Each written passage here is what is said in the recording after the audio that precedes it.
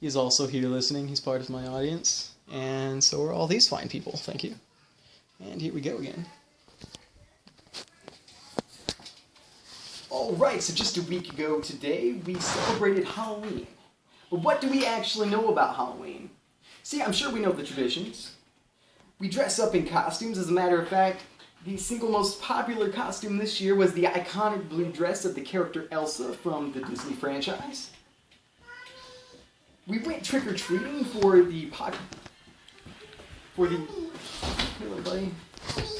candy.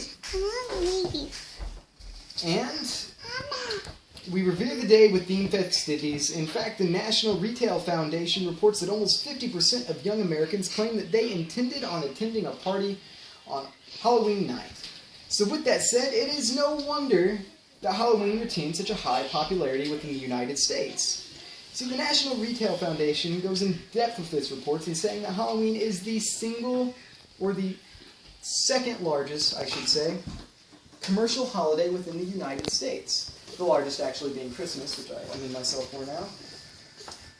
It goes as far as saying that this year alone, we grossed $7.4 billion alone for Halloween, but in 2012, it goes even further in saying that we broke the record at $8 billion, 0.6 higher than what we did this year. So with that said, it's obvious that there's a lot of time, effort, anticipation, and of course money that goes into Halloween, but what are we really pouring that money into? The holiday as we know it has evolved with culture, and it's picked up many of the traits that we define it as today. But if Halloween is passed down from culture to culture, and there's similar holidays to it that exist, where exactly did our Halloween come from? Well, most historians actually agree. It's almost a unanimous decision that the Halloween we know today started out as an ancient Celtic holiday known as Samhain or Samhain more traditionally. However, thousands of years has passed since the dawning of Samhain and the Halloween that we know today.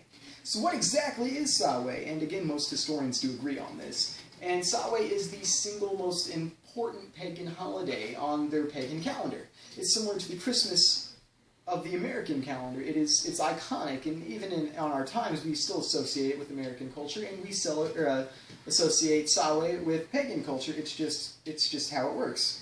So,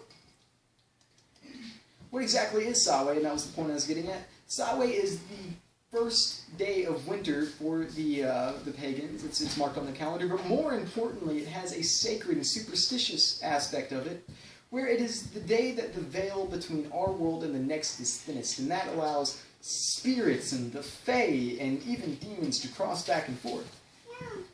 You see, bonfires were lit, feasts were thrown, all celebrating the day, but at the same time, people were also wearing masks and robes and sitting out wine and candy and treats. And the entire purpose of that was to appease the spirits and to blend in with the spirits and to try to make them feel part of this day, as to not ruin the following activities, which would have been reaping or some of the more pastoral communities, so to promote cattle health, etc. and so forth.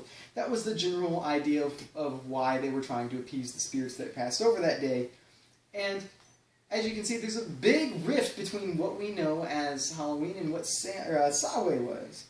So what set off the big change? And it was actually something that rewrote a lot of history. It was the dawn of Christianity, and with it, the death of paganism. See, Jack Santino, PhD, and the director of the Bowling Green Center for Cultural Arts explains it to us pretty simply. He says, as a result of their efforts to wipe out the pagan holidays, such as Samhain, the Christians succeeded in major efforts to transform them. See, in 601 AD, Pope Gregory I issued what would become one of the most popular and widely known edicts of the Catholic Church for centuries to come, and that would be that rather than trying to obliterate native people's customs and beliefs, they were going to try to use them, to integrate the new peoples. If a group were to have been worshipping a tree, for instance, instead of cutting that tree down, they would have consecrated it to Christ, and that allowed them to continue worshipping it. And that concept of consecration was applied to pretty much all of Samhain. Its pagan values were diluted, and the festive nature was preserved. And that festive nature was actually applied to another day that was held sacred to the Christians and the Catholics of that time. And that day was All Hallows Eve, which is the night prior to All Saints' Day, which is the day of which they celebrate their saints and other very iconic Catholic or Christian people of importance. So as that goes on, the festivities, although originally completely unrelated, became associated with each other, and that is where Halloween actually attains its name. Halloween gets its name as a shortening of All Hallows Eve. So even though we've given it its nomenclature and we've gave up a lot of its journey up until now, we still don't know where it fit into American culture.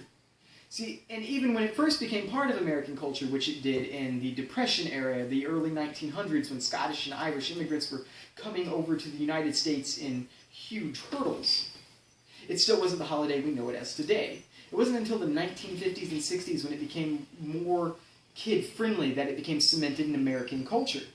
It was the kid-friendly aspect of the holiday, as a matter of fact, that made it such a mainstay in American culture. However, even during the early days in America, Halloween wasn't exactly kid-friendly. It wasn't cemented in as a huge American holiday. It was actually more of an immigrant or an outcast or a minority holiday, in the sense that a lot of it wasn't the treats that we know it as today, it was the tricks. And by tricks, we mean vandalism, sometimes dangerous hijinks that became widespread, and Halloween itself became known as a night filled with almost anarchic chaos. Authorities could not control it. It was almost impossible to apprehend everyone that was involved with the actual laws broken in the night, and ultimately that was how it became widespread. And because all across America, people just, I guess, enjoyed being criminals, this became a hugely popular ordeal. However, over time, it did pick up the kid-friendly aspects. No one really knows how it transferred over, at least within the experts that I was reading, no one figured out how it transferred over. But I can tell you that the trick-or-treating we know as now did not actually begin as just trick-or-treating. It's a combination of two prior traditions that are no longer carried on in and of themselves. See, in medieval Britain, November 2nd was known as All Souls' Day. And in that, the practice of going out to get treats originally was the needy going out to get what were called soul cakes, which were these sweet bread items that were made specifically for them. And in return for giving away these soul cakes, the individuals that were receiving them needy would pray for the deceased relatives of those involved. And that became known as souling, and those that would actually do that would become known as soulers. And those were the first trick-or-treaters. And then there was another tradition that we might actually be able to relate to more, and that took more from Samhain, and that's called guising. This happened a little bit later in medieval times, and children actually dressed up on All Hallows Eve to go out and get wine and treats, and sometimes just plain money, and this was to improve their own All Saints' Day. And together, souling and guising themselves eventually became what we know as trick-or-treating. In the British colonies, actually, this happened far before it even came to America. And it was actually carried over to Irish and Scottish immigrants when it came here. So all of that evolution actually took place, a lot of it as we know it today, in the last 200 years, even though this has been existential for several thousand. So Halloween in some form or another has existed for thousands of years and has retained similar traditions while being celebrated for different reasons. We've known to wear costumes for several different reasons throughout history. We've given out treats and candy and other assorted goods for several different reasons, for several representations. Halloween is a favorite holiday. Specifically in my family, it tends to be a favorite holiday, and it will probably remain so, and it has done so by evolving with society, picking up traits, and picking up the treats and adoration it really has through culture and evolution over thousands of years. It's just upgraded into something that we can all value and has become a mainstay in our American culture. That's enough.